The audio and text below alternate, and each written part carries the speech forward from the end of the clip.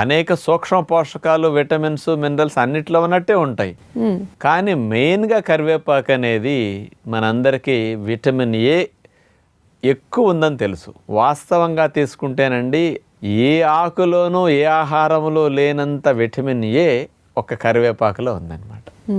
అసలు ఎంత ఎక్కువ ఉంది అంటే మన శరీరం ఆరోగ్యకరంగా పనిచేయాలంటే ఒక రోజుకు కావాల్సిన విటమిన్ ఏ 900 మైక్రోగ్రామ్స్ అండి.